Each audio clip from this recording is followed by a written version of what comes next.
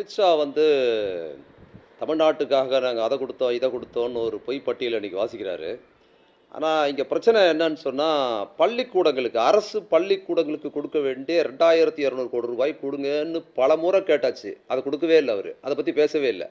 அதை நாங்கள் கொடுத்துட்டோன்னு கூட அவர் சொல்லலை. 2200 கோடி கொடுத்தாகணும்னு தீவிரமாக போராடிக்கிட்டு இருக்காங்க எங்கள் முதலமைச்சரும் பள்ளிக்கல்வித்துறை அமைச்சரும். அது குறித்து ஒரு வார்த்தை பேசாமல் நாங்கள் அவ்வளோ கொடுத்தோம் இவ்வளோ கொடுத்தோன்னு ஒரு பொய்யை தொடர்ந்து அவுத்து விடுறாரு எடப்பாடி. சாரி, இவர் அமித்ஷா. இதில் இன்னொரு விஷயம், நான் வந்து இங்கே வந்து தமிழில் பேச முடியலையே அப்படின்னு ரொம்ப வருத்தப்படுறேன்னு வேற சொல்கிறார். எப்படி இருக்கு பாருங்க.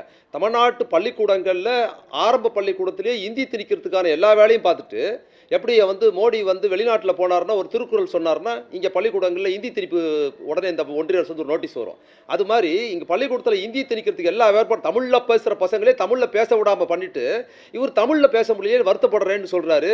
அதுவும் தமிழ் கடவுள் முருகன் அப்படின்னு வேற சொல்கிறார். தமிழ் கடவுள் முருகனுக்கு தமிழில் அர்ச்சனை பண்ணுறதுக்கு இங்கே வாய்ப்பு இல்லை. தமிழ்நாட்டில் முதல் முறையாக பல ஆண்டு மன்னர் காலத்திலிருந்து தமிழ் கடவுள் முருகனுக்கு அர்ச்சனை பண்ண முடியாது, தமிழ் அர்ச்சனை பண்ண முடியாத சூழல்ல தமிழில் அர்ச்சனை பண்ண வைத்தது கலைஞர் தான் அதை செஞ்சார்.